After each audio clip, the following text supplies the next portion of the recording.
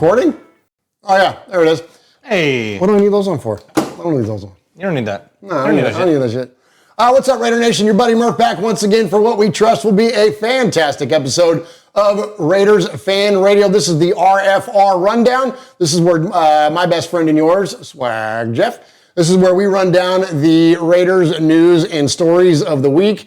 And so here we are headed into the bye week. So we are not live tonight. We are coming to you pre-recorded from the new compound, Jeff. Oh, nice. Yeah, the soon-to-be Fan Cave 2.0. So we are sitting in the dining room without a dining room table. Look, we got pretty pink flowers back here, Jeff. Isn't that nice? So pretty. I like it. Because when you tune into a Raider show, you want to see pretty pink flowers, right? That's that in boxes. And boxes, and they're just random shit everywhere. As the lovely Valerie and I are in the process of getting settled into the new crib. Congratulations, by the way. Thanks, man. Thank you. Yes, we're getting settled into the new crib. Fan Cave 2.0 will be loading soon, and it's not even a cave anymore; it's a hangar. Oh, nice. It's going to be so cool. Anyways, but until then, we're going to be podcast nomads again for a minute, probably for at least the next handful of months, and we'll get a little bit better, a little less temporary type setup of what we're doing here in the kitchen. Yep. But we'll get something proper coming at you. But anyways, episodes of Raiders Fan Radio definitely coming at you. And for those of you on the audio podcast, they're like, we don't care, man. We're just getting Raiders Fan Radio just like we normally do. That's it. Thank you. Yeah, they don't care. So thanks to all of those of you that are on the audio podcast, everybody out there that supports the show by going to your favorite podcast service, just by searching Raiders Fan Radio. We appreciate you very, very much. And while you're there, hit it with a review. Hit the auto download. Any of that kind of stuff. Yeah, hit that 5-star. Yeah. 5-star. 5-star. Times 3 plus 4. So we appreciate all those 5 stars and all the audio downloads. We appreciate you very, very much because that enables. Do you have Underdog on you? I do not. You have copy? I don't know where my phone is, but I could probably pull copy. Or can you pull copy on your phone? I can try if you cover it. I'll cover it because we gotta definitely thank our supporters over at Underdog today. Tonight, we want to thank them. And because and that made me think of it because all the advertising opportunities that we get don't come about without you participating and supporting the show through the audio podcast. And so thank you to all of those of you doing that. And not to be forgotten, our brothers and sisters on the YouTube. Thank you to all of those of you that are joining us. You're live, we're not. But we appreciate all of those of you that are in the chat room right now. The best chat room there is in Raider Nation. We appreciate you guys in all sports, if you ask me. But I'm biased. But anyways, I love you guys so very, very much. Thank you for supporting the show. And if you haven't become a member yet, or if you're not a subscriber, then we just ask that you subscribe to the show. They're on the YouTube because, again, same thing. It generates advertising opportunities for us, and it's not about necessarily lining our pockets. It's putting money into this thing, right? Hey, come on. It's all about the One Nation Foundation. That's our nonprofit that's associated with the show, supporting Raiders-related charities, and we can't do that without your support. And so even if you can't monetarily support the foundation, just do it with a like, hit a subscribe, hit a thumbs up, share it with a Raider friend. You know, if you're lamenting about this stupid game against the Bengals this last weekend, be like, hey, you know what? You ever want to lament with some people online? Go check out the guys and the girl at Raiders Fan Radio. There you go. You know what I mean? Whatever. Just throw it around to your Raider friends. So anyways, thank you to all of those of you very, very much. All right, Swag Jeff. I guess I should start off by introducing you. Yeah, what the hell, man? So my name is Murf. I'm the head blowhard around here. Yeah, you are. But sitting to my left in the dining room is the one and only my best friend and yours. He is Swag Jeff. It's started and profiling. It's fun to be here, man. Michelle and I and Devin, we had an amazing time out in Cincinnati. Except for that Raider game that we got to go to. Just an absolute shit show of a game that was. Isn't it funny how Raider trips so many of the time, the game is usually the worst part of the trip. The game's the worst part of the whole trip. Yep, absolutely. But we had a really good time getting to hang out with you, Raider Nation. We got to see a lot of you guys. We got to hang out with Ron. Shout out, Ron. Yeah, Ron the Mater Raider was out there with him and his lovely wife, as well as Raider Ramon. Shout out, Ramon. And his lovely wife as well. So we had an absolute ball hanging out with those guys. And that was the first time we got to meet Ron in person. And I'm so jealous, and dude. he is as advertised. Ron That's is awesome. he's as good as it gets, man. Just what an incredible guy, and of course Raider Ramon. I mean, legend. There ain't no party like a Raider Ramon party. You know, Raider Iron Man himself, if you need right. him. So we had an absolute blast, of course, hanging out with Graf and Stu and Johnny Morant. We got to hang out with some absolute legends. Jealous, man. So much respect to those guys as well. It was just an absolute blast. So we'll dive in. Maybe are we even going to talk about this Bengals game or? I don't know. I like to keep it about the future. We've had. That's one other. We got future stuff to talk about. The Bengals game had implications. Implications, yeah. And so, I guess let's just talk about it like this because I do. And you're wearing Michelle's shirt, and I really want to hear more about your trip when Michelle's here because both of you guys obviously made the trip up there. We were moving, so we couldn't make the trip. Yep. But y'all had a great time, and so we'd love to hear about that. About just the hospitality of the Bengals fans and the things that you all have experienced. But we can wait till we get Michelle for a live show for sure before we do that. So, but we'll definitely have that coming at you. And what I'll tell you, I'll tease it like this. It was really cool to hear all the stories that you told me about just all the listeners and people that. Like you were telling me about like Hooligan Nation. You're like, oh my gosh, I missed Hooligan Nation, but he was there. Like there's so many folks that are associated with this show that were there in Cincinnati, and so that's such a cool experience that you guys had that. Let alone hanging out with Graf and Stu and folks like that. Stu and Johnny, that's just second to none, man. That's pretty cool. So anyways, let's talk about the future. We're gonna get into like at the big. You want me to talk about Underdog? Because I do have it. You want it? You got it loaded? I got it. Let's hit it, brother. Hit a break, and then let's do it. Do I have a break? I don't know. I've probably got breaks. You got breaks? I don't know. Let's see. Do I? Stall. And we're the three best friends that anybody could have. We're the three best friends that anyone could have. We're the three best friends that anyone can have. And we'll never, ever, ever, ever, ever leave each other. I don't. So let's just go ahead and go for it. That's okay. So break. If you need to go to the bathroom or anything, just pause it and go do that now, and we'll be right back.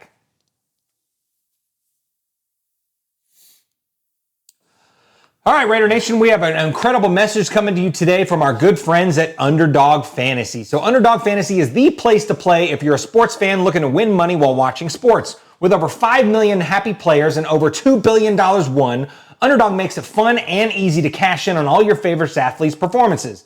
Compete against other players by selecting higher or lower on 2 or more players, and you could win up to 1,000 times your money. So every touchdown, every run, every pass, it all turns into a win with Underdog. So if you think that Brock Bowers might go higher on touchdowns, if you think that Zeus White might be lower on rushing yards, you can definitely play on either one of those, and it will definitely pay off for sure. So they have vulture protection. So if you have a designated running back to score a touchdown in your pick'em entry and they get vultured, it will rescue your entry. And they also have Red Zone Rush. So a game that you won't find anywhere else. Red Zone Rush, you just pick whether or not a player will score a touchdown by swiping right for yes or left for no. It's as simple as that. Plus your entry is automatically boosted and you'll get a 51% profit boost when you play. So join over the 5 million fans that are already playing on Underdog Fantasy with their champs.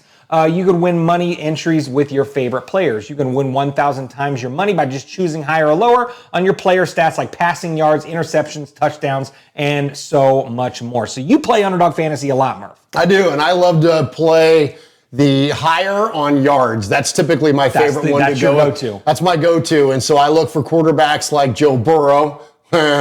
Josh Allen has been a good one. I like those guys in that. And then when it comes to touchdowns, I like to go higher with players like Derrick Henry. Absolutely.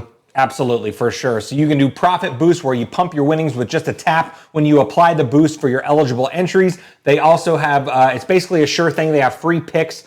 Player just has to be higher than 5 points for any stat, a touchdown, anything like that. And all new users get a free pick. So you use the promo code Murph when you download the app. You use promo code Murph, that is MURF, to get up to $1,000. Yeah, you are, in bonus bets instantly. That is promo code Murf. That is MURF to get up to $1,000 in bonus cash instantly. Must be 18 years or older to play. 19 years or older in Alabama and Nebraska. 19 years or older in Colorado in some games.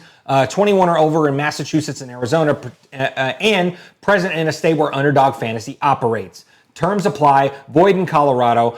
Concerned with your play, call 1-800-GAMBLER or visit www.ncpgambling.org. In Arizona, call 1-800-NEXT-STEP. That is 800-639-8783, or text NEXT STEP to 53342.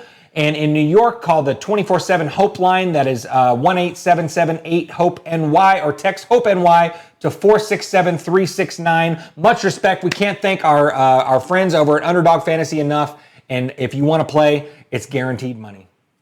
Pour on the power, go for the glory. This is the story of what you're made of. Beef gives strength, it helps you through it. Beef gives strength, it helps you through it. Beef in a balanced diet. It's one of the best sources of protein, iron, and B vitamins going for a whole new pride in strength. Beef gives strength, helps keep you going. Beef gives strength from inside. Beef puts pride in a body. Beef gives strength. All right. Everyone needs a good disclaimer. Good job. Give up the Swag Jeff. I'm a good person, Underdog. Thank you. All right, so I've got a couple of sound bites for you here, Swag Jeff. Let's go ahead and kick off the discussion. On the heels of this absolute catastrophe that happens in Cincinnati, right? The Raiders part ways with one Luke Getsy. Man, that deserves some Thank you, Antonio. What took you so long? And that's the thing, I know I'm just a fan, but it's interesting to me, Jeff, that sometimes you see a thing going a certain way, and I was very critical of the Raiders last year when we saw that this was clearly only going to go one way when it came to Josh McDaniels, and they, drugged their feet in making the decision, and I don't understand why. I mean, I do understand the value of the bye week and the extra layer of preparation that can occur, and you got to kind of get your shit together and all. I get all that. But when it's going that bad, if you already know that it's going to be a Scott Turner is going to step in, then I just don't understand why. Just make the move. Just make the move. Like, rip the Band-Aid off. Yep. There's not a recovery to be had when you're 2-5 or 2-6 or whatever. Like, it's not like all of a sudden this thing is going to change and flip around on its head. So anyways, so they drug their feet a little bit on it. And now it's definitely too late at 2-7. They ain't winning out. So this season is toast. Right. And so you bring in Scott Turner. Well, not bring in, but you elevate Scott Turner to be the play caller. And I like this move because he's got experience at it. So we know that there's a little bit of a history there. And I know Raider Nation feels a certain way about a certain former head coach of our football team that is now back in the mix, Jeff. But I'm going to play you a clip first. Let's listen to this, and then I'm going to give you my thoughts on why I think this might actually work. Okay. Such a cool story for the Raiders, for the Turner family. I mean, Norv Turner being back in the NFL is a better place. Here's what happened. So the Raiders, in the wee hours of the morning a couple days ago, fired several of their offensive coaches, including Luke Getsy. I think everyone knew at the time that Scott Turner would end up as the interim OC and play caller. But they had such a brain drain of just people to work on this offense that they needed help. And you can't really do better than one of the legends of offensive football, Norv Turner. And the fact that he happened to be available, the fact that he could also stop by and see his grandkids, maybe pick them up from an activity, work on carpooling, kind of show up for dinner. Like, this is all good for the Turner family. So he comes in. I don't think he's going to live with Scott. I assume he's going to get his own place. But he is going to be there working for the Raiders, helping with the family. And you guys know how important grandparents are. They're watching my kids right now. They got to pick up the kids. I'm saying. So Norv is now in town. He's going to help the Raiders offense, no doubt about it. But, he's got to watch the kids sometimes too, All right, so pretty funny comments there from Rappaport there when it came to the personal dynamics of having your dad come in and be an advisor. But I like this, Jeff, because I don't do everything my dad told me to do. Right. You don't do everything your dad told you to do. Yep. He's not going to be a Norv Turner clone. No. He's going to take the elements that he can glean and learn from his father and impart that in a way that's modern and is complementary of a new way of thinking. And so there's been a lot of criticism that have been thrown at the Raiders for bringing back Norv Turner, but this isn't bringing back Norv Turner. No. It's bringing in a guy that's had a very accomplished career as an offensive coordinator to mentor his kid. Like, sure. That's all this thing That's all it is just to impart some wisdom upon his kid. And I like it because, frankly, the NFL has, in its history and in its current state, has been loaded with nepotism. And people that are like, oh my gosh, we're going back to the well. That's not what this is. It's a different dynamic. And listen, I'm not sitting here trying to apologize for the Raiders and tell you everything's going to be great. And this is not, Murf going off the optimism, bus here. That's not what I'm trying to tell you. But we do look for positives in things and just understanding the dynamics of what's going on. I genuinely think, Jeff, that this is, yes, it's nepotism. Yes, it's going back to the well, but this happens in the NFL all the time. Brian Callahan is the current head coach of the Titans. Bill Callahan's kid. Kyle Shanahan is the current head coach of the Niners. Mike Shanahan's kid. We've seen it with Buddy and Rex and Rob Ryan. Sure. One of our own is right now. Sure. Is his father was a legendary head coach and defensive coordinator. The Shulas is another one as an example. I mean, and I'm just talking coaching. The Belichicks, for crying out loud. Like the NFL is loaded with those types of scenarios. So I think that this can be a good thing and frankly, a lot of those that I mentioned too, they kind of worked out. Like they were successful. Sure and it's not a slam dunk, but typically when you have those guys that have had accomplished careers, their kids grew up with that stuff. So anyways, I think that there's a lot of positivity to be taken from it. At a minimum, we're going to see an improvement. And this is what I'm looking for. And then I'm going to turn over to you and get your thoughts on it. We're going to see an improvement. I don't think we're going to see the level of improvement that this team's now all of a sudden going to win out. No. You're not going to, a change in offensive coordinator is not going to change, Gardner Minshew's pocket presence and lack of awareness at times and missing receivers downfield. And those things aren't going to change, right? The offensive line woes, those things aren't going to go away. But what we might see is a little bit different of a mentality when it comes to the proficiency of this offense in terms of, it's been said ad nauseum, but I'm just going to say it for the final point here. The idea that everything took so long to develop as a play, whether that be a delayed handoff or a screen or everything was done back here. None of it was attacking.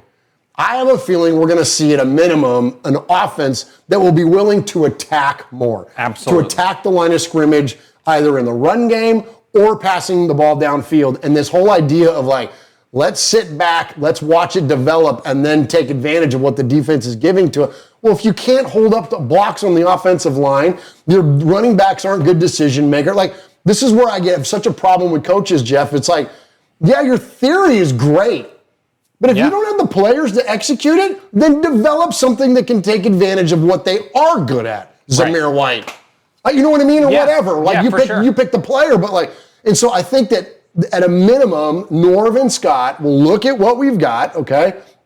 What do we have talent-wise in the building? Yeah. And how can we adjust our play calling and our strategizing of this offense to take advantage of what they actually do good instead of just trying to force them into this one way of doing it because it's my way? Yeah, absolutely. Well, at the end of the day, it's still Luke Getsy's playbook for the rest of the season.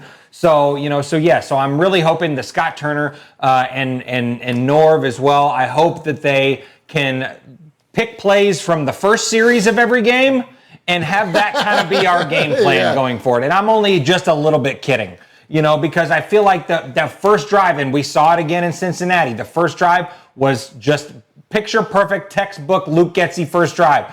But a bunch of different looks, spreading the ball out, attacking the line of scrimmage, getting into the end zone. All these things happen on the first series, and then it's crickets after that. And so I'm really hoping that Scott and Norv can come together and see what needs to be done to attack the line of scrimmage the entire time, to get Brock Bowers involved, all these things, and I'm expecting to see that because it's also going to be a good look, and I love that they're bringing Norv in to mentor his son, because this could be a job that if Antonio Pierce keeps the job, Scott Turner could be our guy. You know what I mean? You never know. It's crazier things have happened for sure. So I'm interested to see how it looks, all that stuff. I mean, obviously during the offseason, I'm sure Scott Turner would bring in his own plan, tweak what the offense has got going on right now. But I'm really looking forward to see what's going to happen.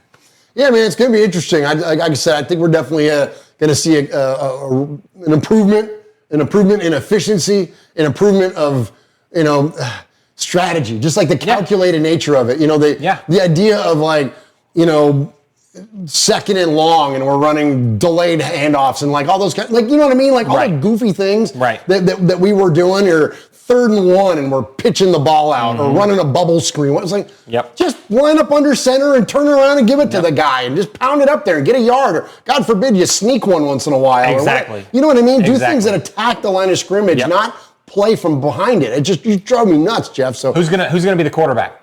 Who's gonna be the quarterback moving forward? It's gonna be Aiden at some point. Well, it's gonna be Aiden, maybe. But do you think they go with Minshew, or do you think they go with Desmond Ridder? I don't know, man.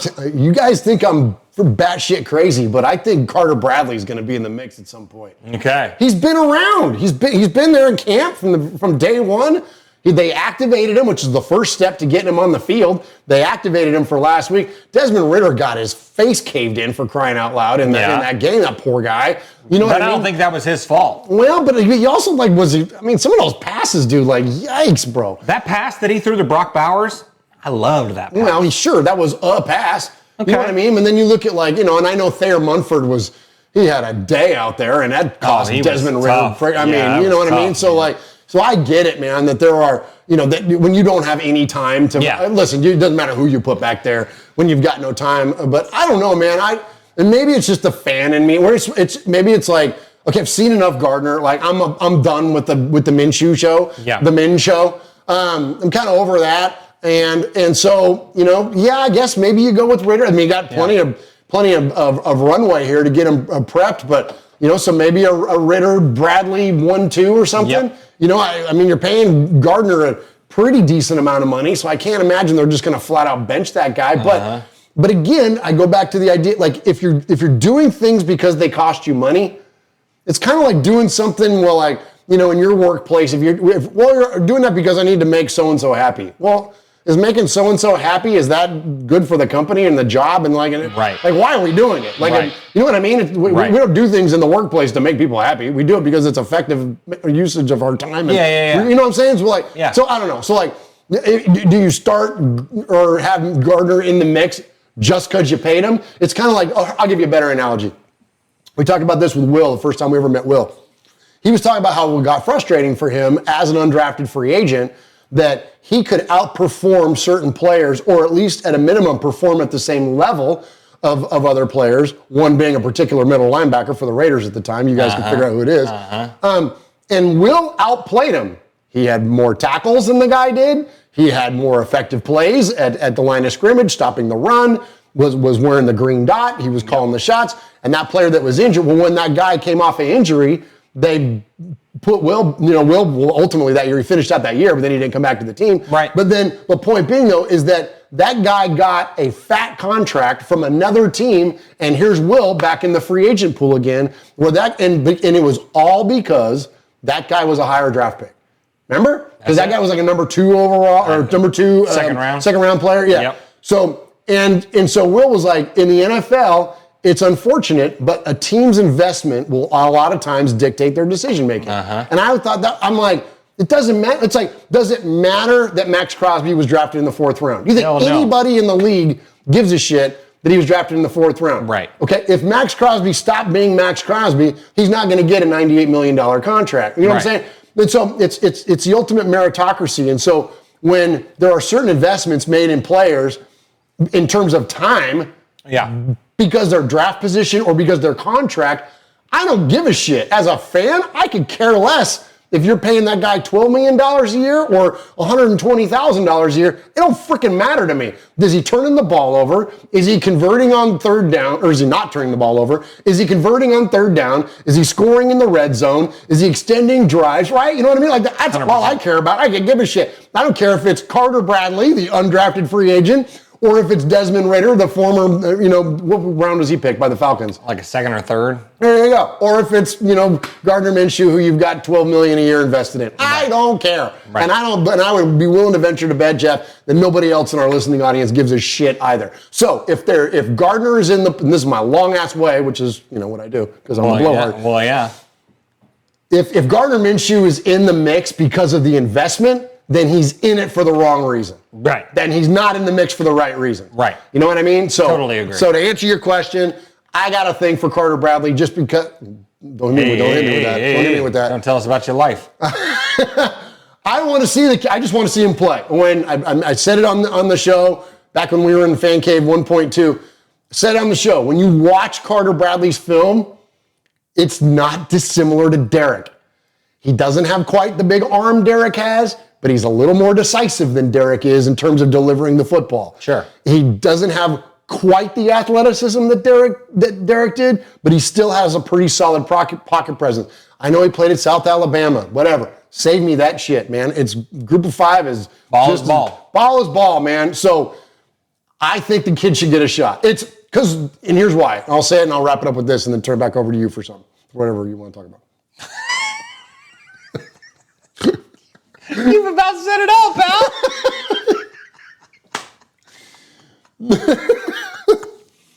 Why not? Why not find out what you have? Sure. You already kind of know what Desmond Ridder is going to be, right? Yeah, I don't know. I don't know if I totally agree. Okay, with that. There's probably some more ceiling to be had there, sure. Or something to investigate and find out. Okay, but why not give the guy a shot that you brought in the building? He's been there all camp. He's been there all year. Why not? Right. Because maybe there's a diamond in the rough. Sure. And maybe I'm completely wrong, and he goes in there and shits himself and is out of the league in 3 games. Yeah. That is entirely possible, too. Sure. But I'm a gambler, and you don't know until you roll the damn dice. You just don't know. You have no idea. And it's not like we're competing for a playoff position. Everybody out there that's like, ooh, embrace the tank and all that kind of, there you go. You want to embrace the tank? Yeah. Put number 14 in there. Yeah. You know what I'm saying? I don't think that'll happen, and the reason for that is because if it was... Are you going to talk about it for 10 minutes like I just did? No, I'm not. I'm definitely not. But no, it's because they signed Desmond Ridder. I think if they had any intention to put in the kid, they wouldn't have signed Desmond Ridder. So what if Ridder who's our next game after the bye week? It is Miami. All right, in Miami too, right? In Miami. All right. So, and they're going to start turning things around. Right. Right? Because now they got Tua back, and God bless that young man. I hope he stays healthy. Yeah. So say we go down there and Ridder gets his ass handed to him collectively by the Miami Dolphins. Okay.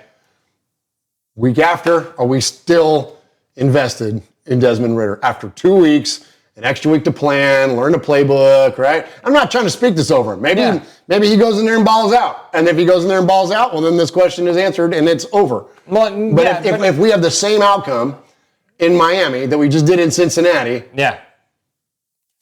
I'm with you, but I just don't see it happen. All right. I'm with you, but I just don't see it happen. And I think at that point they just ride it out with whoever they stick in, whether it be Minshew or whether it be Desmond Ridder, whoever. So you don't think he sees the field at all this year? I don't think Carter Bradley sees the field at all this year. Yeah. Squash my dreams. Yeah, just squash him, man. That's all right. You talked about it. This is the most action he's gonna have all year. He had 10 minutes of game time right there. There we go.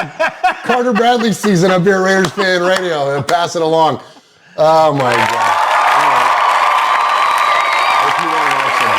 I'd love to see the kid. I would too. Don't try to do whatever you're doing. Okay. Man, Carter Bradley. All right, next up, let's check in with we'll set it up like this. Okay. We can all be in agreement But the quarterback of our future is not on this football team. He's not right now. He ain't on this football team. And despite my rhapsodizing about Carter Bradley for 27 minutes, he's not the future. He's not the future. He's not the future of this team. And even if he was a gem, it would be a rough one, and he would still have years to develop. Because in case you haven't noticed, the NFL has a quarterback development problem. Yeah. Ask Anthony Richardson and the other myriad of 20-something-year-old quarterbacks that have been drafted high and are now sitting on the bench. And save it the people that were like, "Oh, we should trade for Anthony Richardson." No. Dude, holy cow! Get out of here. He's a quitter. He's awful. Quitter. I'm tired. That's some shit I would say. Yeah. Yeah, shout out the people that I played dodgeball with in Cincinnati. Oh, yeah. Yeah. Oh, I was a little tired. Were you? Yeah, I was a little tired. Jeez, who's calling? It's Carter Bradley. We'll call you back, Carter. CB14 is the kids call him. All right, so what we talking? Oh yeah, so we need a quarterback. All right, so being now that the Raiders are going to be in the mix for a quarterback in the draft, I've said it. I'm going to keep saying it, and people don't agree with me, and that's fine because it's just my opinion, and it's just like buttholes. Everyone's got one, and they all stink. Yeah, right? they do. So I don't think the quarterbacks in this draft are that great. Okay. I just don't. I don't care for any of them. There's not one of them that jumps out and I'm like, oh, okay. Like I had people like on Twitter be like, well, then who's your guy? I'm like, I don't have a guy. Like my guy is Hendon Hooker or Michael Penix or like somebody like that. Like, and I'm not saying that those teams will be willing to part with those players because those are going to be the players of their future. Right. But my point being though is that the Raiders had the opportunity to make a move for quarterback over the last couple of seasons, and that's where we've blown it. Like at this point now, I don't know if this is the draft to do it. That said, the top two names are Shaduer Sanders and Cam Ward. Now, I'm going to save the talk about Shaduer Sanders because that's going to lead into the comments that we have here to listen to. But in terms of Cam Ward, I've been watching a lot of Miami football this year and invested, like many of you are, into what quarterback play looks like around the league, from Carson Beck to Quinn Ewers and of course with Cam and Shaduer. Cam Ward is a very talented player. Like there's no taking away from that young man at all. I mean, he had a big game this last week against Duke. But there lies the issue to me, is that it's Duke. They haven't played a ranked team all year long. Okay. And when you look at some of the throws that he makes that end up being successful, that young man Restrepo that he's got catching the ball for Miami bails him out a lot. Like, he puts balls in positions that are frankly picks in the NFL. He's able to create, which is great, but then he gets into open space, sets his feet, and then hoses receivers down the field. Like you can't do that in the NFL. Those are picks. You know, now that ball may sail on past the wide receiver and fall in no man's land when you're playing Duke. But when you're playing the Pittsburgh Steelers, guess what? That safety's coming over and picking that son of a bitch off. Like, so those are the kind of things that I see, and not that he can't improve upon those things, you know, because again, these are talking about young guys, and so they've got a lot of more runway still, but that's scary to me, man. And so is it worth hitching your wagon to a first round pick, high in the first round, and you got to stay married to that player for at least a couple of years, and then if it don't work out, then you've got an Anthony Richardson situation on your hands. Like, you know what I'm saying? Like, I don't love that idea. Now, that said, and there's another thing, and I'm going to end my Cam Ward thing with this. If he's there, I'm all about the Raiders picking him. Sure. Because you got to swing until you get a quarterback. Yeah. And that would be the most logical swing for the Raiders would be on Cam. And then after Cam Ward, Jeff, unless you tell me a different story here, I don't care for any of them. I see a lot of plays on Saturday where you've got 3/4 of ass, and then they'll make one or two plays, and the announcers are all over themselves going like, what a Heisman moment, blah, blah, blah. I'm like, sure. Nah, man. Like, I mean, did you see freaking Carson Beck the other day, man? It was awful. It wasn't great. It's not great. So anyways, I'm not a fan of any of them. Yeah. But, you know, what do I know? I'm just a podcaster. Yeah, that's true. I don't dislike Shaduer Sanders. I think he's okay. I think Cam Ward is definitely the better option right there. But I don't dislike Shaduer Sanders. I think a lot of that too. I think Travis Hunter hooks him up a lot. Oh, with very with, much you know, so. with, Yeah, with that plays guy's and stuff like that insane, too. That bro. guy is absolutely insane. He should be the number 1 overall pick, but knowing the craziness of the NFL right now, that if someone at number 1 needs a quarterback, they're going to take Cam Ward at number 1 overall. But You don't think Shaduer's going to go first? I don't think. No, hell no. No, Really? no. I think Shaduer is the second quarterback off the board, and frankly, I'm kind of starting to like get into in the right mindset that he's going to be our guy. Okay, and I agree with you. Okay. Even after all I just said about it, if Ward's there, you take him. But I'm scared about his dad. Well, that's interesting. Okay, so Yeah. let's check in here. That's a good segue there, Swag. That leads into... I don't want a LeVar Ball situation happening. Well, you may or may not get it. Here we go. This is Mel Kiper Jr. Mel, we keep talking about quarterbacks and them having the patience needed in order to bake in the NFL, but we do see guys like C.J. Stroud and Jaden Daniels be able to come in right away and make an impact. Somebody we're talking about a lot heading into this draft is obviously quarterback Shaduer Sanders. When you look at his skill set, do you think he's the type of guy that would require patience in the league, or that he could make an impact for a team right away? Michelle, I believe they all need some patience unless you catch lightning in a bottle. And you mentioned some of the ones, like go back to Marino back in '83 when Elway wasn't, Marino was. But then Elway caught him and then passed them and had 5 Super Bowls to 1 for Dan, 1-2. We have to say it's a long career hopefully for these quarterbacks. In some cases, they're kicked to the curb too early and they're gone. But I think when you look at where we are right now in terms of developing the quarterback, giving them the time that they need, I think they all need that. So I'm with you. I think just time, is going to prove out to what they really are. And if they're not given that time, then it's a completely different ballgame. Mel, just to follow up on Shaduer, one of the most interesting draft stories it feels like we've all ever covered, and you're right in the middle of it every single year, was Eli Manning. Not wanting to play for the Chargers, and obviously it worked out extremely well for Eli. Deion's kind of made the same kind of comparisons as to he's going to pick where Shaduer is going to go. Of the top 10 teams in the draft, are there any ones that you see that you could see Shaduer wanting to play for? I think it would be Las Vegas. And to Michelle's point about, is Shaduer able to deal with this? And can he be kind of force-fed? Is he ready for that expectations, the scrutiny, and to be the guy, as Michelle was asking? I think he is built that way because of being around football, Deion, and being at Jackson State, but then going to Colorado, where the talent level is better. Now, these teams are playing, I said it a few weeks ago, they're getting into this part of the schedule where they're not going to be overmatched up front. He didn't have a chance in that Nebraska game. He's had a chance, and you see the results. You give him a fighting chance, Shaduer can pick you apart. He's very accurate. He's as tough to take the hits over the last couple of years he's taken, and to keep coming back for more, and to not even let it look like it affects you. And I'm from that facially, looking at him when he comes off the field, and he's not blaming anybody. He's not pointing fingers. Shaduer, I love Shaduer, and I would want him to be my quarterback. I think Las Vegas, Brady and him have that thing going. He's kind of has that Brady feel where he's pocket, he's precise. He'll check down. He'll do those things. He'll matriculate the ball down the field like Brady always said. That's what you have to do. Get first downs like Bill Walsh said. The most important thing as an offensive guy, get first downs. Shaduer understands that, gets that. Las Vegas would be picking 6 right now if the draft were held today. I think Las Vegas in that division, knowing they have to deal with Mahomes and Bo Nix now, and you got Herbert, and you got the AFC loaded with great quarterbacks, Shaduer would make most sense. Remember, they wanted Michael Penix. They sat where they were. They didn't get him. They thought they'd get 1 of the 6. Particularly Michael Penix didn't work out that way. I think they'll be aggressive this year. I think Shaduer would be the good fit for Las Vegas. All right. So I'll tell you what. Let's go to you first.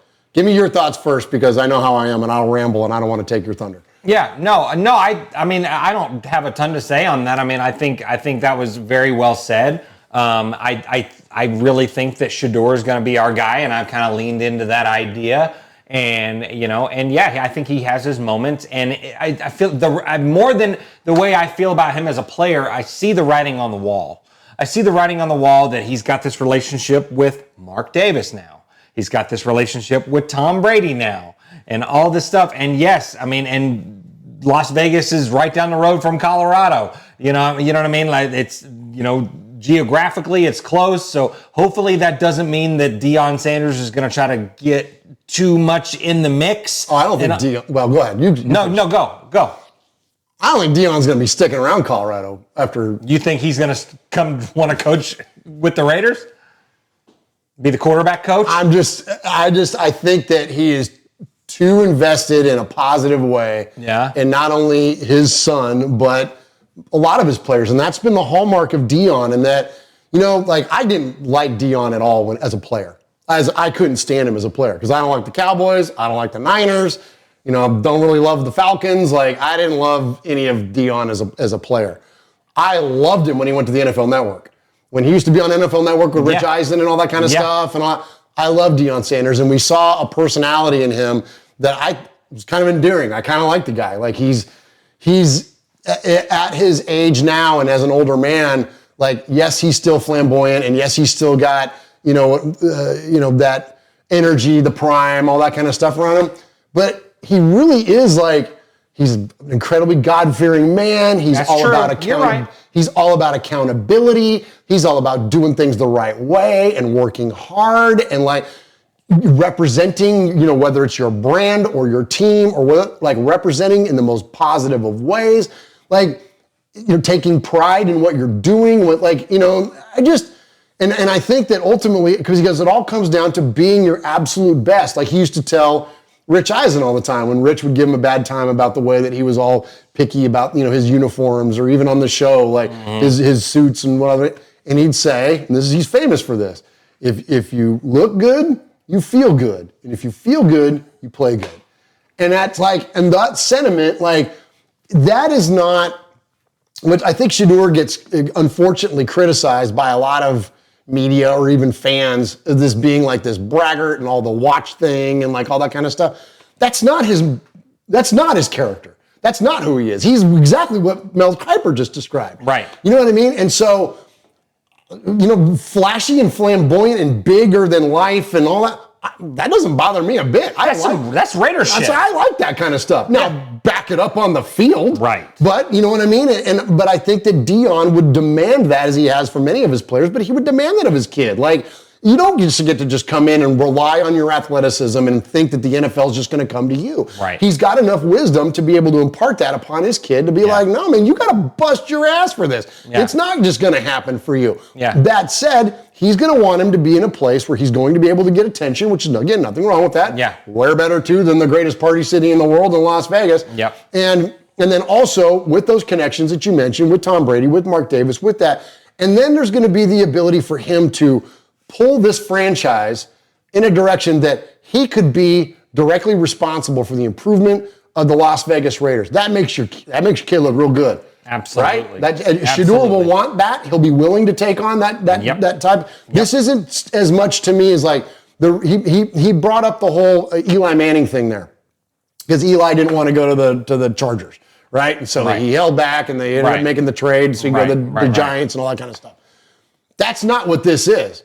They didn't want Eli to go, just like John Elway didn't want to go into the draft. They didn't want to, because they didn't want to put their players in positions to where they were going to be unsuccessful. Like Jack Elway didn't want John Elway, to go to the Colts.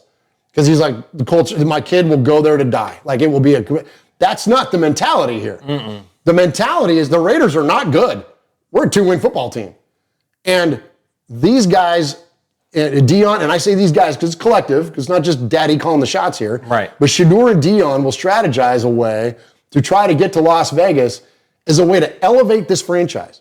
Not go to a place that's already pre-made for them to go win. They want to save it. Come on, dude. Like that to me is an attractive ass scenario. Like, I don't hate it, man. And so no, I'm leaning in, man. I love it. Right? Because where is it? Like, you think about the teams that are ahead. Does Shaduer make sense in Tennessee? Does Shaduer make sense in Carolina? No.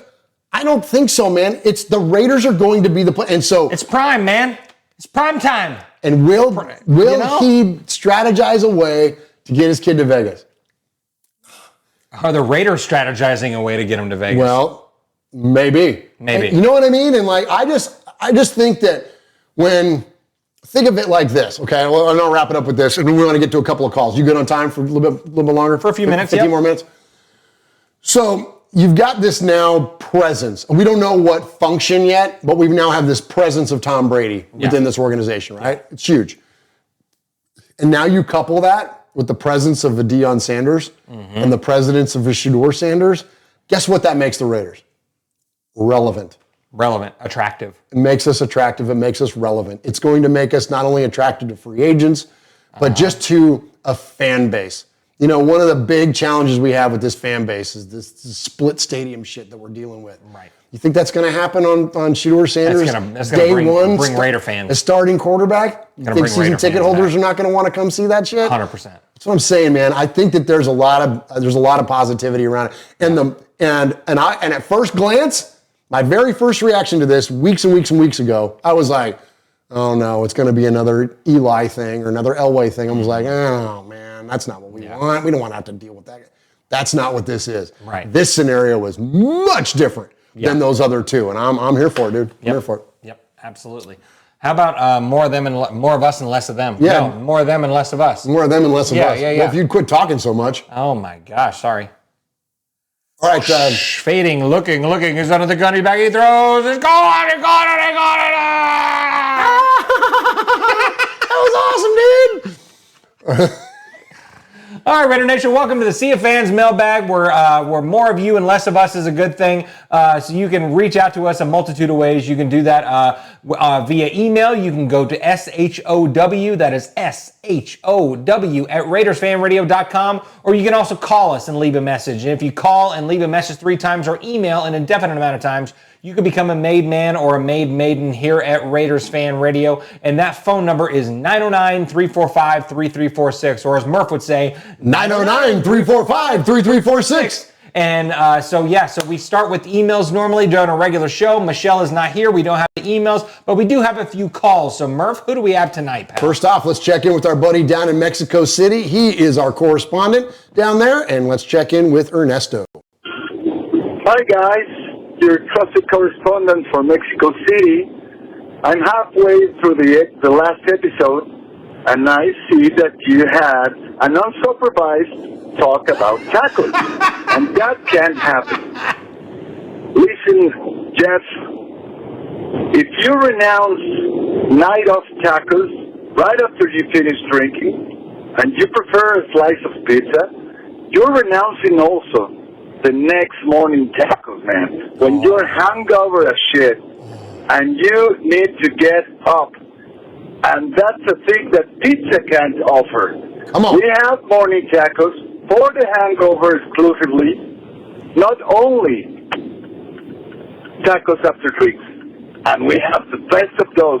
I believe that you guys need to come here to Mexico City. Let me give you a tour.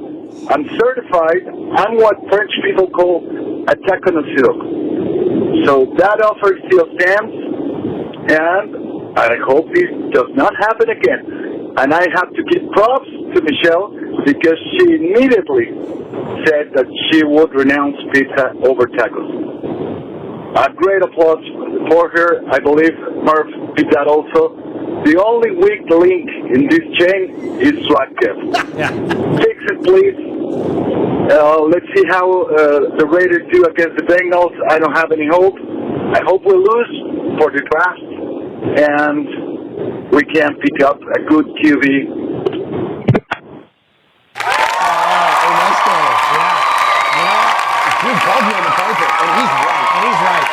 He's right. I've changed my mind. Okay. I have officially changed my mind, and you know, so much respect to I can't remember. I think it's Tequila and Agave and Tequila. It's a place in Covington, Kentucky, where me and Michelle and Devin and Ron and his lovely wife went for dinner. I can't remember. It's Agave and something. I can't remember the name of the place. But Agave and lime or something? Something like that. But I'll tell you, I had the best 2 tacos I ever had in my life. Really? And it changed me.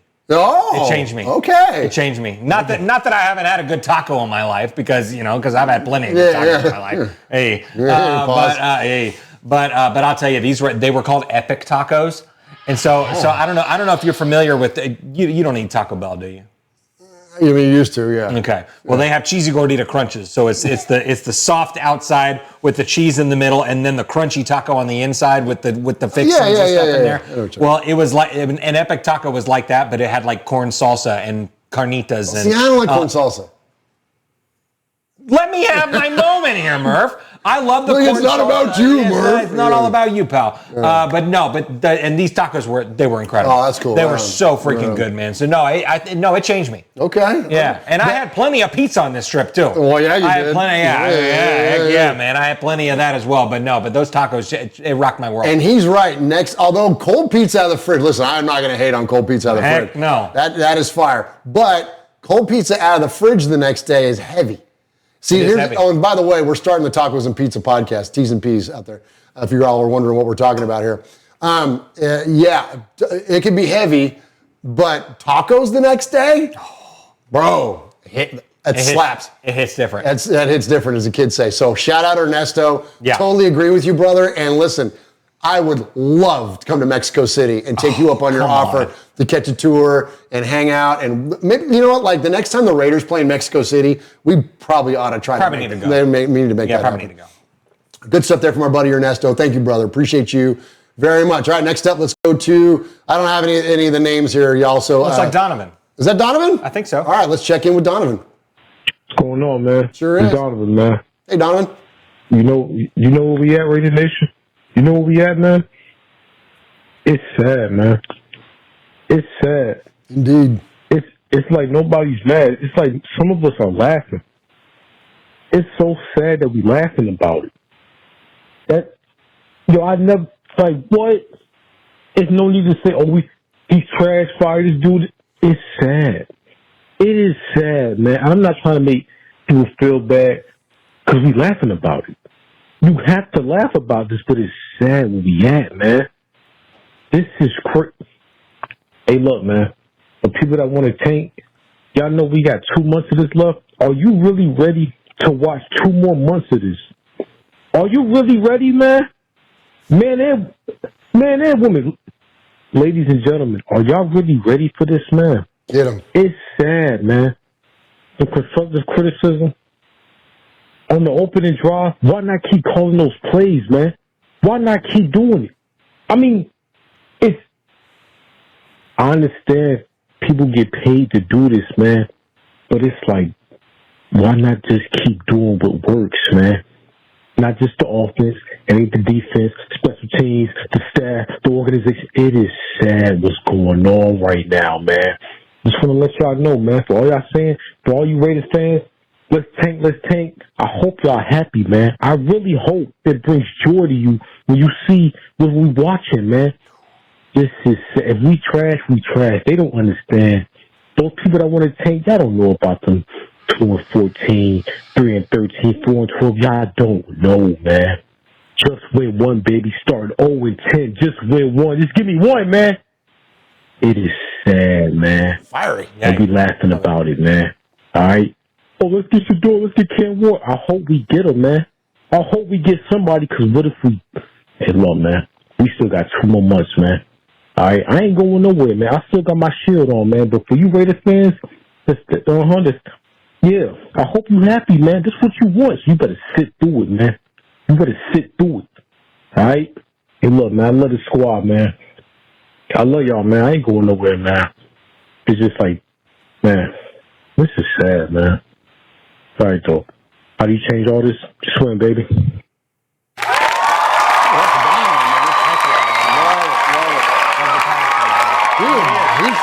Because Donovan's a pretty usually even-keeled guy, like very rational and the guy's reasonable. Heartbroken, like man. The guy is heartbroken, dude, right? And I don't blame him. 100%. Yeah, especially, I think it's and that's the first time we've heard somebody describe it like that. Like this, it's just sad. Or you want to do really this? Sad. You really want to do this for another couple of months? Exactly. Yeah, 100%. But it's kind of like what we've been saying for the last, couple months. I completely lost my train of thought, but we've been talking about that for the last couple of months. What have we been talking about? What about how we suck? yeah, for sure. Oh, but with the hype that because in the offseason, in the offseason, we weren't going to suck. This was going to be an amazing, ill intent, violence, physicality, pain type of season. Everything was figured out. We had the right pieces. Everyone bought in, all this kind of stuff, and then the narrative changed. And we suck again. We suck again. So rearrange all those letters and it all comes out to bullshit. Yeah, no kidding. But I'm here with you, Donovan. Appreciate the call as always, my friend. And yeah, it is, dude. It's just, It's a drag. It's a freaking drag. We started talking about the draft in October. Yeah. That's bad. That's bad. All right, next up, let's get to caller on the 559. I'm assuming this is probably Jacob in Fresno. Yeah. Murf, Jeff, and Michelle. This is Jacob from Fresno. He's down. And guys, listen up, because I already know what the outcry is going to be this week. I already know that everybody's going to be after AP, after Luke Getsy, obviously. I'm with you with Luke Getsy. I understand. Getsy has really proven that at this point, it's just not going to work out. He's not a smart play caller.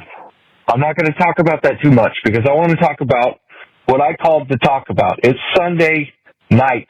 I don't usually call on Sunday nights, but I wanted to call after I listened to the post-game press conference, I listened to the scrums, I listened to the players.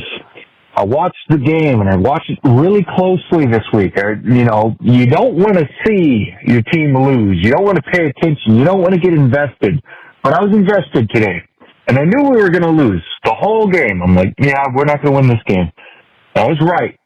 But what I saw was very, very convincing to me, was very insightful into what the future can be. Antonio Pierce needs to stay the head coach of the Las Vegas Raiders. Ooh, hot take. Now, hear me out, guys. I know we're down bad. We're 2-7. It does not look good. We just got blown out by the Bengals. But I want you, if you don't agree with me, I want you to go back, watch the tape, watch the All-22 film. Did Jackson Powers Johnson quit today? He did not. Did Max Crosby quit today? He did not. Did Jack Jones, the guy who's made business decisions in the past, did he quit? He did not. We saw a lot of fight from a team that is not as talented as the Bengals. I don't care what anyone says. We're not a very talented football team. And on top of that, we got some bad play calls coming on offense. And we got some bad execution all around. This team is struggling. But this team has the mentality that it takes to be a consistent, fighting, bully, a tough, physical football team. We have what it takes. As long as we get the right pieces, as long as we get the right offensive mind as the OC, we're going to be in good hands. AP deserves to be the guy. He's got the guys believing. He's got the guys fighting as much as we can. So don't lose the faith. Let's stick with them, and let's stick with the Raiders, and let's go Raiders!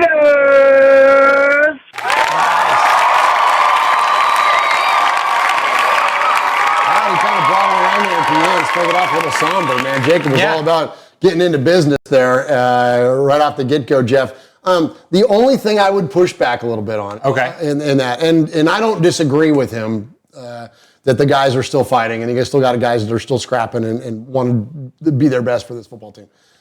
The challenge that I have with it is that where was that against the Carolina Panthers? Sure. You know, like if your back's against the wall and your job's on the line and it's like, oh shit, like this, none of us are guaranteed being here tomorrow or next season. We better get off our asses and get this thing together and whatever, whether if that's from a leadership perspective from Antonio Pierce or if that's the players themselves responding because of that. That's the thing, is that like, yes, that's great that scrap and that fight is there now. We're 7 losses deep into the season. Yeah. So show me that shit in week 1. Show us that shit. And that's the thing, is that, and that's where what your point was, Jeff, is that going into it was that all that ill intent, violence, physicality, pain, we expected that from the beginning of the season because that's how the season ended. Right. And then we were told that all offseason, and then it didn't happen. Yeah, for sure. And, well, what I would say is don't, because I know a lot of people, they're so tired of coach turnover. But don't let the past dictate the future. Just because we're tired of that before doesn't mean that it can't happen again. We've got different people in the building now. We've got Thomas Brady in the building. I'm curious to see. Well, I just want the Raiders to be good. That's all that I want. And if it's not Antonio Pierce, if guys like Mark Davis and Tom Brady don't feel like Antonio Pierce is the answer and they want to bring whoever either in for the first time or back once again, so we'll see what happens, man. But this is also going to be really crucial. How many of you out there truly feel that Antonio Pierce can bring in a rookie quarterback and develop that guy? It makes me nervous. That's where, to go back to what you were talking about, is that when I suggested that Deion might, part ways with Colorado as his kid leaves Colorado, that's the kind of situation you would in, because bring in Deion as the quarterback coach or the offensive coordinator, or that he would demand that whoever the OC or quarterback coach is would be somebody of high value that's going to be responsible for bringing his kid up, because that's the thing, is that and I know that head coaches get they're the overseers of everything, so they get credit and blame for the development of players, but really when you talk to players in the league, and they will tell you this, their positional coaches are the most valuable to their development. Doesn't matter what position you play.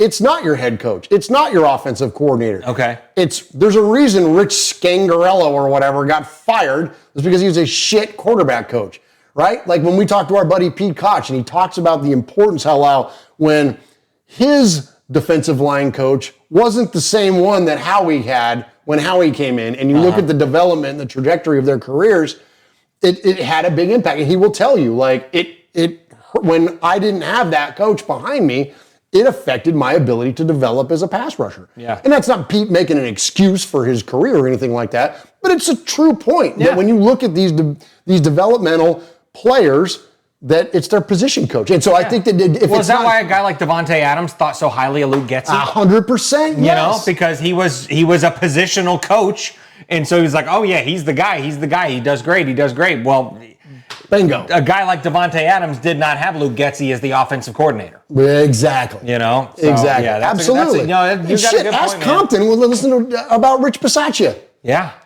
Totally. The guy was more like Compton will tell you he was like a second father to me. Yeah. That's Rich Bisaccia had way more bigger impact on Will as a special teams coordinator than his head coach ever did, than John Gruden ever did. Yeah. So anyways, that's a point though. So anyway, but great stuff there, Jacob, man. Yeah, great points there, and appreciate you. And listen, I don't disagree that AP, can keep the gig, but if he does, he's going to need some serious help, a lot more higher caliber than what he's got now. All right, next up, let's go to put your earmuffs on, kids. There's going to be some bad words as we get into Josh in the 703. What up, fam? That was a sorry-ass game. There's so much stuff went wrong. I think the thing right now that's killing me the most is that the 2-minute offense we got going on, especially for the half, it's just non-existent. You know what I mean? It's non-existent. We can't do anything before the half, and I think they showed it was like 46 to 6 point differential, worse than turnovers, all that stuff. I don't know. I think it was mid-third quarter I turned the game off because I was just like, I have better things I can watch than the way this was. I think it was like 31-10 or whatever. So I knew it was over because we can't come back from that. We don't have that ability. Now I wake up this morning and Luke Getzey's fired. Great. Happy to be on. The offense was ass. But at this point, I really don't know. I wanted him gone when I felt like we still had something to build on. But you watch the game, and the defense is still out there trying to do this. They went up against Joe Burrow and Jamar Chase. They went up against a decent offense. Not a good offense. A great quarterback. A great wide receiver. They got a lot of injuries and stuff. Speaking of injuries, so do we all of a sudden. I don't know what the fuck that was about. But the defense for the Bengals is ass. And on offense can't fucking move the ball on him. So I think that's what got him fired. But I was part of me almost was like, what the hell's the point? And then I'm not gonna lie, man. I think one of the things that's killing me lately is I've got my daughters into watching football. They decide, like, the Raiders, and then almost it seems like lately, they calm downstairs and go, hey, Who won the game? It's like, us. Oh, man, being a Raiders fan sucks. It hurts. You know what the fuck that is? And it's like I'm trying to teach them about, like, you know, it comes from passion of football, being a fan. But damn, I ain't gonna lie, I'm like, yellow head. I can fully understand that. You know, you just want to see W's. But we got the bye week. Probably that's why kids got fired. I think kids get fine. But shit, we'll see what happens next. I'll catch y'all later. Man! That's the bye week. Oh my gosh. Dude, the Raider Nation is down bad, bro. Down bad. We are down bad, man. I feel your pain, Josh. And I'll give it to you to speak on real quick because my boys are raised pretty much. I mean, I've got an 18-year-old, a 21-year-old. You know, we've got Valerie's 25-year-old, right? We got older boys. You're still in those early throes of raising kids. And like, you know, my boys, other than two blips on the radar, they're already well seeded into the idea that the Raiders stink. Right. Yours are young, and just like Josh was talking about there, that's got to be rough. And I didn't have girls either, which are more emotional than boys. Yeah, no, it's definitely tough. You know, I mean, especially because their dad hypes them up, you know, all off season and stuff like that. And, you know, I mean, and we all put on our jerseys every single weekend and we get fired up and all that stuff. And I finally got my daughter to come sit down and start to watch some of these games with me and stuff like that. My son is still, he just bounces all over the wall. He you know, he wants to watch an iPad or something while the game's going on or whatever, which is fine. But you know, but then that's the product on the field. It's really tough. I mean, my kids don't know what good Raider football is, you know, besides 2021, but my kids were 3 and 4 years old. You know, they weren't paying attention at that point, you know, but in 2021 was just such a fluke thing anyway, you know, so yeah, it is. I'm with Josh. That's really tough. That's rough, man. I mean, like when I came up, you know, I'm going to be 52 years old. Like I was coming, you know, when I was born into the height of the Raiders' power. You know what I mean? Yes. So it wasn't hard for me as a kid when my dad and my mom and my grandmother and my uncles and everybody was all about this Raiders shit, man. It was like, we're going to the AFC Championship every year or winning the Super Bowl every year. Yeah. Like, you know what I mean? I was 11 years old the last time the Raiders won the Super Bowl. Like, it was easy for me as a kid. Heck yeah. But then as an adult. But then the other part, there is a curse to that though too. Yeah, what's worse? Because I'm like, oh, now the last, you know, 40 years of my life has been a shit show for this football team. You know what I mean? It's like, but anyways, yeah. So it's almost like I kind of envy, you know, or like Devin, you know, Michelle's son, who's 21 years old. It's like he's only ever known the Raiders to just be terrible. You know what I mean? So he might be a better fan than all of us. Because he's just because he still rocks Raider stuff all the time, and he's seen nothing but suck. You know, yeah, absolutely. Good point there. All right, good stuff there from our buddy Josh in the 703. Okay, one more to get to, and then we're out of here for the night. Is this a new caller? Is this Steve from San Diego? Oh, is it a new one? I don't know. Let's see. Hey, this is Steve from San Diego, originally from LA. Cool. Let's see what we got here. You know, it's funny how you've done all that stuff with your place and your setup and all, and here we have a losing situation. Well, I'm going to tell you right now, I hope that Tom Brady will be making some football decisions because Mark Davis better not make another one. From what I hear, when I've seen stuff going on, I thought it was Tom Telesco that kept us from having Cliff Kingsbury. Apparently, it was Mark Davis. Anyway, so of course it's coach. I've said this all the time. It's all about the coaching. Look at what McVay. So Sean McVay comes into the Rams. Rams were horrible people. They were as bad as this Raiders team, if not worse. Sean McVay came in one season, goes to the playoffs, and then the Super Bowl the following with the same quarterback. So don't say it's all about the quarterback and about the same team. So coaching is so huge, man. And I feel bad with AP because we felt good, but I guess that's why they're interim head coaches. There's just a lot of stuff going on here, and they got to get it fixed, and it starts at the top. in the front office and the GM. They got to have the right front office and GM and head coach. And, it's funny how, they got Tom Telesco. He was from a losing situation. Then you got Luke Getsy from a losing situation, and we're losing. What a surprise. But I hope they do the right moves. I'm looking for the right moves this next year. Not just, any moves, but the right moves. And I really hope they get Cam Ward, and that's another take, but Cam Ward is the quarterback we need to get. He's like he plays like Patrick Mahomes with a Cam Newton physical type body.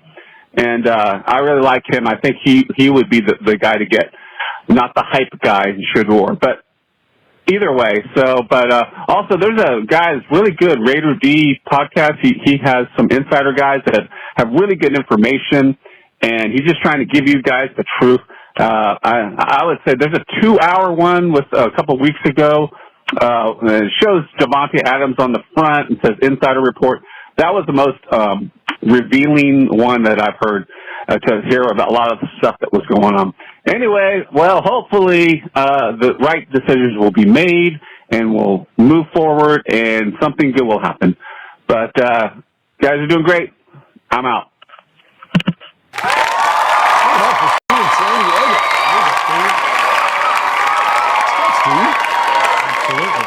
It's a good take, man. It's a great take. It's a great take. Great take. And that was interesting. He was talking about Mark Davis was maybe the reason why we didn't get Cliff Kingsbury. Yeah, I haven't heard that. I hadn't heard that one yet either, and I'd love to hear you call back and tell us a little bit more, and give us some more insight there on what you meant by that. But yeah, that was interesting there. Will. Yeah. But yeah, I'm with them though. I mean, the Sean McVay example, I think the difference is versus like a guy like Antonio Pierce, and I think it's maybe what he was trying to illustrate there is that Sean McVay is a highly, a very high level operating, I'll spit it out. A very high level operating offensive coach. Yes. That was really a Gruden disciple. Like the Grudens and the McVays are friends, like their families are friends. Yep. And so that idea that yes, you can take, because, okay, here you go full circle back to my argument, or my point being about coaches taking what they have and developing around the talent that they have. Mm-hmm. You have a Rams team that was a bucket of ass, and then you had this fresh, young, innovative mind come in and go, okay, I got that guy, and that guy. That guy does this good. That guy does this better. That guy does this. So I'm going to put those players in those positions to do those things and not worry about shoehorning them into my system. Exactly. You know what I'm saying? Exactly. And so, yeah. And Sean McVay's a real one, man, dude. That guy, I got a lot of respect for him, man. I'm not a big Rams fan at all, clearly, but I got a lot of respect for that guy as a coach. And when you look at the roster turnover and injuries and everything that they've dealt with, and he still stays in the mix. He still stays in the mix, man. And they're in a mix again this year. Yep, it's crazy. 100%. But anyways, without their top two receivers, Puka Nacua and freaking Cooper Kupp. Cooper Kupp both down. Yeah. So speaking of underdog like that, Cooper Kupp. I bet higher this. I placed higher. Yeah, you did. Mm-hmm. Heck yeah. That's all right. This isn't the ad read. I bet the shit out of that. It's so hard to not say bet and high or upper or what over and under. We're talking about money on players and games and all that stuff. So hard. So hard. Can't say that. Yeah, no. Anyways, thank you, Raider Nation. We don't have Sizzler sound effects. No, that's okay. Just give them all a Sizzler, Paul. Hey, Paul. Everybody gets a Sizzler, all 5 calls we had there. I tell you what, well, I already did it, so you're all going to get them. But if I had a Sizzler. Who? Ernesto. Yeah, I'd give it to Ernesto. Yeah, for sure. Yeah, absolutely. That's who mine would have been. Yeah, okay. Yeah. All right, well, never mind. The 4 of you, never mind. Take it away. Oh, no. I'm kidding. But you know what? Give Ernesto 2. Ooh, a double Sizzler. Everybody gets one, but Ernesto gets 2. Wow. Because we both agreed. Because we both agreed, and what's better than 1 taco? 2 tacos. 2 tacos. Hey. What's better than 1 win on the season? 2. That's all we got. All right, Raider Nation, you got your final words? No, let me say final words. Yeah, say some final words. I appreciate you, Raider Nation, for joining us for this episode of Raiders Fan Radio episode. No, it's whatever. It's the rundown. Thank you for joining us. Thank you to all the amazing callers tonight. We appreciate you very much. Thank you to everybody that's in the chat room right now. We appreciate you all very, very much. We love you guys. Thank you to everybody on the audio podcast and your support of Raiders Fan Radio. Tell a Raider friend about us. Hit a like, hit a subscribe, hit a thumbs up. Follow us on the audio podcast feed. Follow us here on the YouTubes, anywhere you can find a Raider podcast. You can find us just by searching Raiders Fan Radio, and all of it supports this, the One Nation Foundation, giving to Raiders-related charities, which is the most important thing about this show, and I feel like what we do with it. We love to get together as friends and talk about our favorite football team, but by doing that, we can benefit some great causes and some great charities, and so thank you for your support. Absolutely, absolutely. So much respect to everyone that's here. We can't see you in the chat because, like Murf said, this is not live. But we can't thank you enough for being here, for all of your support of Raiders Fan Radio, and like Murf said, the One Nation Foundation. Enjoy the bye week, huh? There's no Raider football this weekend, so this is the best week since the Browns week. Jeez. Yeah, so just enjoy it, man. Enjoy Sunday, the Saturday-Sunday slate of football. Enjoy some frosty cold ones, and know that your Raiders cannot lose this weekend, which is obviously a good thing. So, and hey, we got stuff to look forward to. We're gonna see a new version of this offense, a newer version. Oh, I thought you were gonna say like Christmas or something, Thanksgiving. You know what? This might not be a bad weekend to start putting your Christmas tree up. It is post-Halloween, and if you ask my wife, if you ask Michelle, I don't know how Vibrator feels about that, but we put Christmas stuff up early. Are you really? My wife's already got decorations up. Oh my gosh. Yeah. Dude, we're trying to move into a house still. I got no decorations. Well, you got plenty of trees out here. Just chop one of those things down and put lights on this one, bitch. I got pink flowers on a table. Oh, nice. That's all I got. There you go. I'll put lights on it. There you go, for sure. Some tinsel. There you go. Much respect, Raider Nation. We love you, and we will see you next week, right? Yeah, we'll be back. Love you, Raider Nation. Let's try to get a live show next week. We're back with Michelle on Wednesday. 4 p.m. Pacific, 7 p.m. Eastern on YouTube, youtube.com/Raiders Fan Radio. Be there. Or be square. See you, bye. Hit a button or something. Don't be a L7 weenie. What the hell's that? I think that's from Sandlot, isn't it? Oh, I don't know. Yeah. Bye.